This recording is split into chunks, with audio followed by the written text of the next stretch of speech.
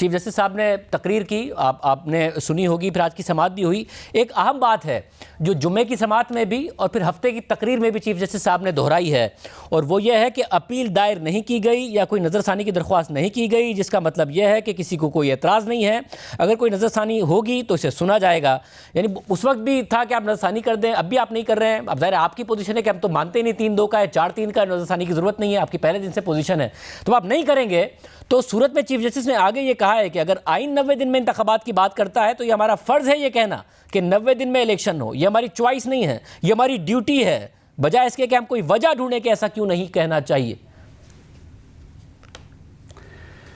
شاہ زیب صاحب، بڑے ادب سے عدالت ظاہر ہے بڑی محترم ہے اور احترام کی جگہ ہے، اور ہم سب کو آئین اور قانون پابند کرتا ہے کہ ہم اپنے آئینی اداروں کی عزت کریں، وہ چاہے عدالت ہے، چاہے پارلیمنٹ ہے، چاہے دیگر آئینی ادارے ہیں. میری صرف یہ استدعا ہے کہ 90 روز کے انتخابات تو خیبر پختونخوا میں بھی ہونے ہیں. یہی آئین جو ہے وہ خیبر پختونخوا میں بھی پابند کرتا ہے کہ عدالت فیصلہ جاری کرتی اور خیبر پختونخوا میں بھی تاریخ دی جاتی کہ الیکشنز ہوں گے. کیا وجہ ہے کہ آئین پاکستان جو ہے اس کا ایک حصہ پنجاب میں الیکشنز کے لیے تو بہت زیادہ ایمفیسس دیتا ہے، اور دوسرے صوبے میں جس کی اسمبلی انہی حالات میں بالکل اسی پارٹی لیڈر کی انسٹرکشنز کے اوپر 48 گھنٹے کے فرق سے تحلیل ہوئی، وہاں پہ انتخابات کا حکم کیوں نہیں ہے؟ اب رہی بات ریویو کی، تو پارلیمان میری نظر میں ایک سپریم ادارہ ہے اور حکومت تخلیق ہے پارلیمان کی. پارلیمان نے وزیر اعظم کو منتخب کیا، لیڈر آف ہاؤس بنایا، اور پھر وزیر اعظم کو یہ اختیار دیا کہ وہ وفاقی حکومت کی تشکیل کرے. اس اختیار کو استعمال کرتے ہوئے جو کہ آئین میں درج ہے، وزیر اعظم نے وفاقی کابینہ بنائی اور جو امور حکومت ہیں وہ انجام دے رہے ہیں. پارلیمان کہتی ہے کہ یہ جو فیصلہ ہے سپریم کورٹ کا وہ 4 ججز کی اکثریت نے لکھا ہے، اور ہم اقلیتی فیصلہ جو 3 جج صاحبان کا ہے اس کو نہیں مانتے. مجھے آج تک اس بات کی سمجھ نہیں آ رہی کہ آئین اور قانون میں انا اور ضد نہیں ہوتی. آئین اور قانون بڑے سیدھے ہیں، اس میں جو چیز لکھی ہے اس کو کریں.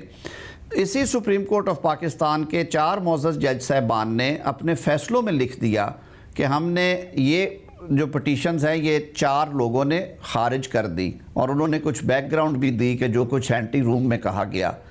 اس پہ ضد والی بات کوئی نہیں تھی. آج بھی ان سارے مسائل کا حل اور ان کرائسس کا حل ایک ہی ہے کہ عزت مآب چیف جسٹس صاحب یہ معاملہ جو ہے یہ رکھ دیں فل کورٹ کے سامنے. وہ ایک دفعہ یہ سارے فیصلے 4-3 والا، 3-2 والا، کون سا فیصلہ صائب ہے کون سا نہیں ہے وہ دیکھ کے جو حکم جاری کریں گے، کسی کے پاس انگلی اٹھانے کی بھی گنجائش آج فل نہیں کورٹ کے ہوگی. معاملے پر جسٹس عائشہ ملک صاحبہ نے کہا کہ سپریم کورٹ کا کوئی بھی بینچ کوئی بھی مقدمہ سن سکتا ہے. کیا حکومت اس کیس میں فل کورٹ کا فائدہ اٹھانا چاہتی ہے؟ کیا حکومت چاہتی ہے کہ عدالت کی اندرونی بحث باہر آئے؟ کیا آپ یہ چاہتے ہیں کہ جو آپس کے اختلافات ہیں وہ سامنے آ جائیں، اس لیے آپ فل کورٹ کے اوپر انسسٹ کر رہے ہیں؟ نہیں، بالکل بھی نہیں ایسی. میرا خیال ہے یہ سب سپوزیشنز ہوتی ہیں. وہ بڑی محترم جج صاحبہ ہیں اور ہم نے تو بڑی دعائیں کر کے انہیں یہاں تک پہنچایا تھا کہ ہمارے بینچ پہ ایک خاتون جج ہونی چاہیے، اور وہ بڑی قابل جج ہیں، اس میں کوئی دوسری رائے نہیں ہے. لیکن میرے خیال میں جب بات فل کورٹ کی ہوتی ہے تو کم از کم ایک چیز رول آؤٹ ہو جاتی ہے، اور وہ کسی قسم کی یہ توقع ہے کہ فیصلہ اس طرح نہیں اس طرح ہوگا. جب آئین میں آپ دیکھیں ذرا آئین پاکستان پڑھے، جہاں جہاں پہ سپریم کورٹ کا رول ہے وہاں پہ ورڈ سپریم کورٹ یوز ہوا ہے. وہ آرٹیکل 175 ہو، وہ آرٹیکل 184 ہو، وہ آرٹیکل 185 ہو، وہ آرٹیکل 199 ہے، وہ آرٹیکل 189 ہے جس پہ سپریم کورٹ کے جو فیصلے ہیں وہ لازم ہیں ایگزیکٹو اور باقی اتھارٹیز پہ وہ مانیں. ریویو کی پاورز 188 ہے، وہ سپریم کورٹ کو تفویض کی گئی ہیں. کہیں پہ کسی جج کا یا کسی منصب کا نام نہیں لکھا گیا، بلکہ آئین لکھنے والوں نے، آئین بنانے والوں نے یہ کہا کہ سپریم کورٹ کے یہ اختیارات ہیں. تو جب اتنا ایک اہم سیاسی مقدمہ ہے جس کی کہ آئینی اہمیت بھی بہت زیادہ ہے، اور پورا ملک جو ہے اس کی طرف نظریں لگا کے دیکھ رہا ہے کہ اگر ملک میں جو انتخابات ہیں وہ ایک وقت پہ نہیں ہوتے، اور ایک صوبے میں سیگریگیٹڈ الیکشنز کرائے جاتے ہیں جس صوبے میں قومی اسمبلی کی نشستوں کا تناسب 53% ہے۔ مگر یعنی کہ طرز صاحب آپ یہ کہہ رہے ہیں ریویو میں حکومت نہیں جائے گی، حالانکہ چیف جسٹس صاحب نے بار بار اصرار کیا، اب تو ٹائم بھی زیادہ ہو گیا، مگر ریویو کا کوئی نہیں سوچ رہے ہیں آپ، یعنی کہ آپ کی نظر میں وہ فیصلہ ایگزسٹ ہی نہیں کرتا ہے جس کے بارے میں یہ خیال کیا جا رہا ہے کہ عدالت کوئی بھی آرڈر جاری کر سکتی ہے جس میں کنٹیمپٹ کا نوٹس بھی ہو سکتا ہے، آپ کہہ رہے ہیں وہ ایگزسٹ ہی نہیں کرتا ہے، اس لیے ریویو کا سوال نہیں پیدا ہوتا۔ اس لیے نہیں کہ میں نے پہلے عرض کیا کہ پارلیمان جو کہ میں سمجھتا ہوں کہ حکومتی معاملات کے حوالے سے تخلیق کرنے والی اتھارٹی ہے حکومت کو، جس نے حکومت یہ بنائی ہے، جس کے پاس اختیار ہے کہ وہ کل وزیر اعظم کو گھر بھیج دے، پارلیمان کے پاس یہ اختیار ہے نا۔ پارلیمان نے اپنی اجتماعی سوچ میں، کلیکٹیو وزڈم میں یہ ایگزامن کرنے کے بعد کہہ دیا کہ یہ جو فیصلہ ہے یہ 4 کی اکثریتی فیصلے کو ہم مانتے ہیں، اور بات بھی یہ درست ہے۔ مگر پارلیمان نے تو یہ بھی فیصلہ کیا تھا نا کہ جو چیف جسٹس کے اختیارات ہیں اس حوالے سے ایک قانون سازی کی تھی جس کو قانون عمل میں آنے سے پہلے عدالت نے معطل کیا، اور اب تک ہے، اور اب 3 ہفتے کے لیے سماعت ملتوی ہو گئی ہے، یعنی موجودہ چیف جسٹس کا جو ٹینیور ہے وہ تقریباً 3.5 مہینے کا باقی رہ جائے گا جب اگلی سماعت ہو رہی ہوگی، تو آپ کا وہ پرپس تو اچیو نہیں ہوا، حالانکہ آپ نے کہہ دیا کہ قانون آ گیا ہے، قانون عمل میں آ گیا ہے، مگر وہ معطل ہے۔